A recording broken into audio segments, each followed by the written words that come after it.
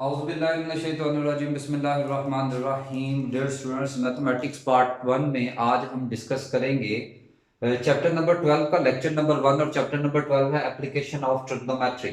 तो एक्सरसाइज 12.1 है, simple method है, प्रीवियस वाला मेथड है, कोई नई चीज नहीं है। हमारे पास क्वेश्चन है, वो कहते हैं फाइंड द वैल्यू ऑफ। हमारे पास क्वेश्चन है sin 53 डिग्री 40 मिनट्स। तो मिनट्स को डिग्री में शिफ्ट करना है। मिनट्स को डिग्री में शिफ्ट करने के लिए पहले हम उसको डिवाइड करेंगे 60 पे और उसको प्लस करेंगे 53 में, तो यह आ जाएगा sin 53.67। और इसका फिर कैलकुलेटर से साइन ले लेंगे और हमारे पास वैल्यू आ जाएगी 0.8055।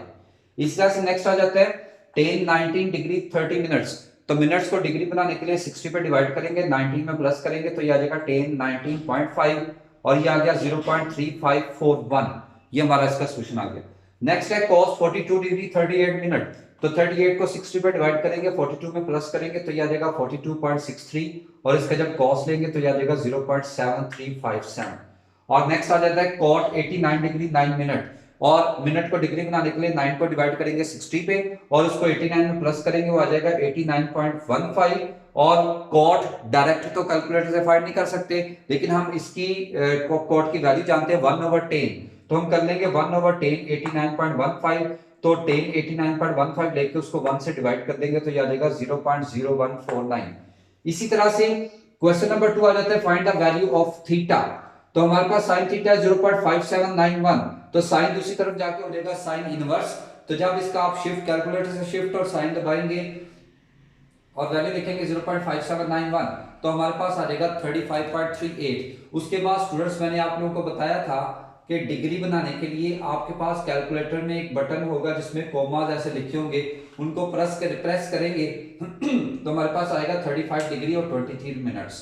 इसी तरह से cos theta is equal to 0.9316 है, तो cos दूसरी तरफ जाके cos इनवर्स हो जाएगा। जब इसका cos इनवर्स लेंगे तो 21.21 और यह देगा 0.31। और जब इसका डिग्री में शिफ्ट करेंगे तो 21 डिग्री 19 मिनट्स। नेक्स्ट आ जाता है sin theta is equal to 0.5186।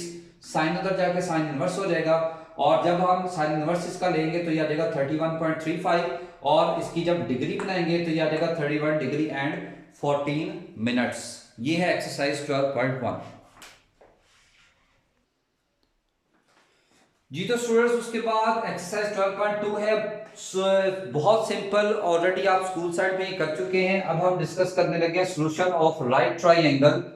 ये हमारे पास एक राइट ट्राइंगल जिसमें इसका राइट एंगल सी है जो कि होता है 90 डिग्री का, और एक एंगल थीटा है, और ये भी हमारे पास एक एंगल है जो हमें फाइंड करना होगा। तो उसके बाद इसमें आ जाते हैं तीन एंगल्स, इसको कह लें थीटा और ये बी और सी, और इसके सामने ए के सामने आ जाएगा स्मॉल ए साइड, बी के सामने आ जाएगी स्मॉल बी साइड और सी के सामने आ जाएगी स्मॉल सी साइड। और इसमें सबसे पहले आपने याद रखना है कि perpendicular,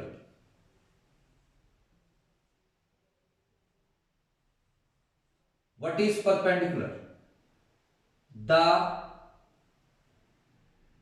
front side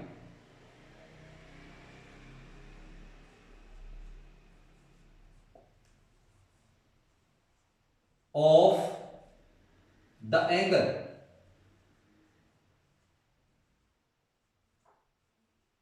other than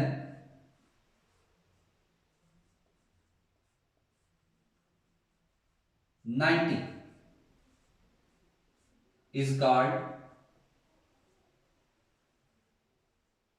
perpendicular.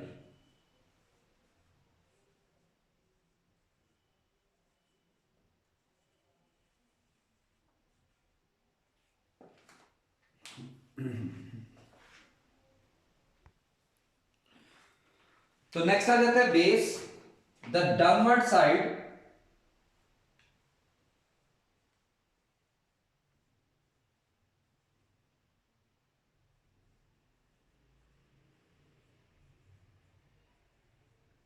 Of the angle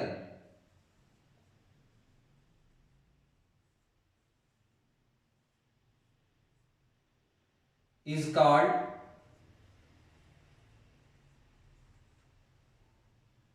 base.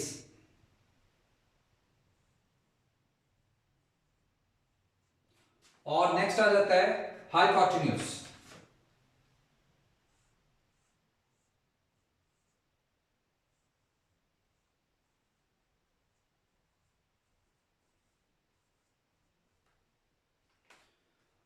The front side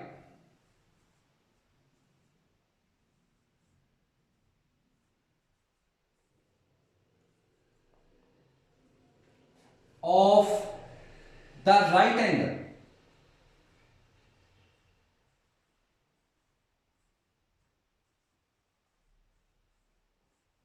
or the perpendicular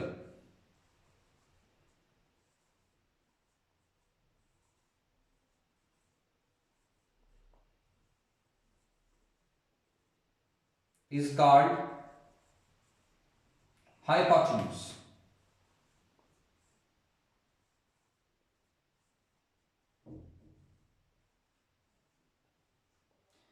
थोड़ा सा यहां पे एक्सप्लेन कर दूं स्टूडेंट्स, आप 90 से हटके आपने एंगल पहले फाइनल करना है, चाहे वो अल्फा कर ले या चाहे वो बीटा कर ले। मैंने यहां पे अल्फा इसलिए मेंशन किया क्योंकि जो एंगल आपने सेलेक्ट करना है उसके सामने वाली साइड परपेंडिकुलर होगी, उस एंगल के नीचे वाली साइड बेस होगी, राइट एंगल के सामने हमेशा हाइपोटेन्यूज होगा।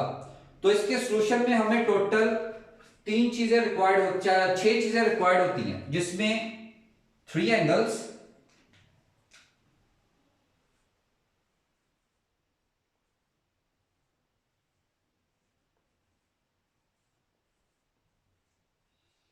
जिसमें आ जाएगा अल्फा, बीटा और गैमा। वो तो एक होगा ही 90 का, वो तो अलग बात है कि 90 पे हमारे पास अल्फा होता है, बीटा होता है, गैमा होता है, ये क्वेश्चन की कंडीशन पे है। और हो जाती है 3 साइड्स, और ये 3 साइड्स एंगल्स के पैरेलल ही अलोंग ही होंगी, यानी अल्फा के ऑपोजिट सामने क्या आ जाएगी, साइड ए, बीटा के ऑपोजिट साइड बी और गैमा के ऑपोजिट साइड सी। यानी टोटल हमने ट्राइंगल के सॉल्यूशन में ये 6 चीजें फाइंड करनी है, 3 एंगल्स और 3 उसकी साइड्स। जी तो स्टूडेंट्स हम सॉल्व करने लगे ट्राइंगल जिसमें गैमा हमारे पास 90 और मेरे पास एक एंगल अल्फा है और एक है A243। तो सबसे पहले मैं अल्फा को सिंपल फॉर्म में शिफ्ट कर लेता हूं। तो alpha is equal to 37 plus 20/60। तो यहां से अल्फा की वैल्यू आ गई 20 डिवाइडेड बाय 60 प्लस 37 और ये आ गया 37.33। तो ये स्टूडेंट्स में बना लीजिए, मेरे पास है एक राइट ट्राइंगल। आपकी मर्जी है राइट ट्राइंगल का, ये जो परपेंडिकुलर है इस साइड पे कर लेंगे, इस साइड पे लेंगे, जैसे आप करना चाहें। इसमें जो राइट एंगल है वो गैमा है, वो 90, हम इसको कह लेते हैं दिस इज गैमा। गैमा के अकॉर्डिंग ये सी आ गया side C, this is alpha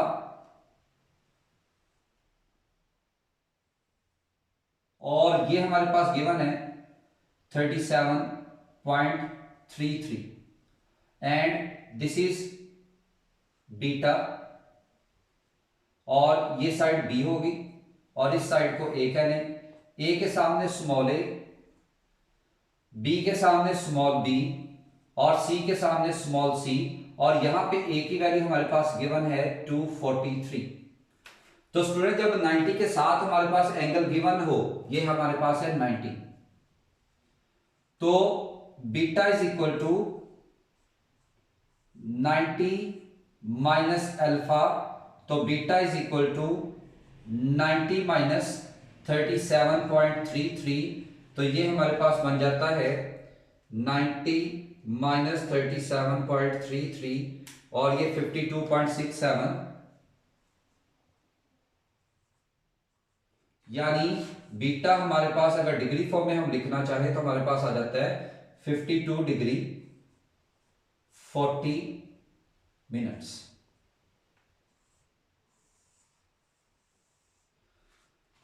हमारे पास अल्फा, गैमा और बीटा 3 एंगल हमने फाइंड कर लिए। अब बारी आ गई साइड्स की। तो साइड्स के अकॉर्डिंगली स्टूडेंट्स आप देख सकते हैं हमारे पास है परपेंडिकुलर की वैल्यू गिवन लेकिन पहले आपको एंगल फाइनल करना होगा कि आप अल्फा के अकॉर्डिंगली लेना चाहते हैं या बीटा के अकॉर्डिंगली लेना चाहते हैं। हम यहां से फाइनल कर लेते हैं कि हम अल्फा के अकॉर्डिंगली वैल्यूज फाइंड करना चाहते हैं। तो मैंने बताया था जो एंगल आप फाइनल करेंगे 90 से हट के, उसके सामने वाली होगी परपेंडिकुलर, नीचे वाली होगी बेस और ये हाइपोटेन्यूज।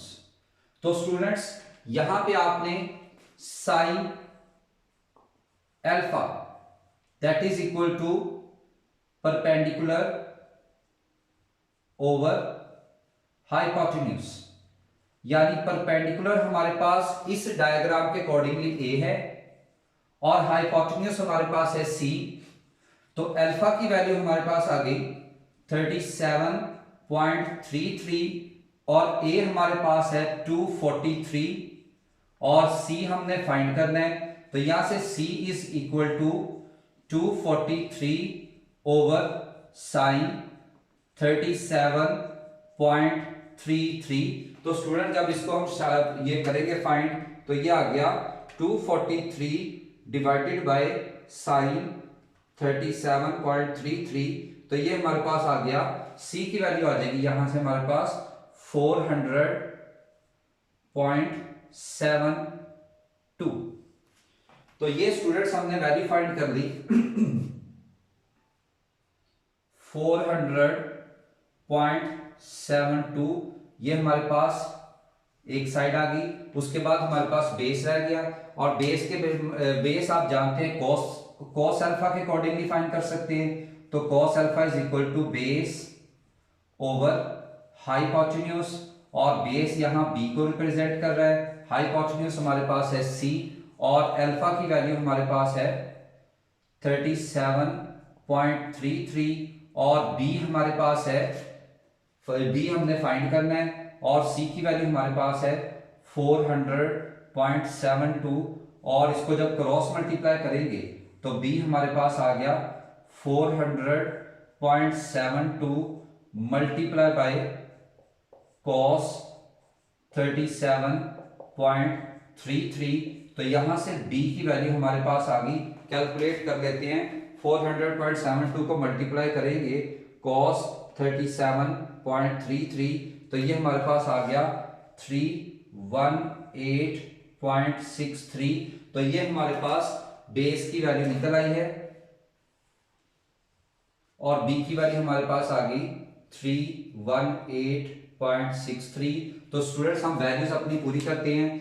तो इस क्वेश्चन के अकॉर्डिंगली हमारे पास अल्फा आ गया जो कि गिवन था 37 डिग्री 20 मिनट्स, बीटा हमारे पास आ गया 52 डिग्री 40 मिनट्स और गैमा ऑलरेडी हमारे पास गिवन है 90 और ये होगी हमारी तीन एंगल्स। और उसके बाद साइड की बात करते हैं तो ए साइड हमारे पास गिवन है 243 और उसके बाद बी साइड की वैल्यू हमने निकाली 318.63 और उसके बाद सी साइड हमने फाइंड की 400.72। इस तरह से ये 6 की 6 वैल्यूज हमारी राइट ट्रायंगल की सॉल्व होगी।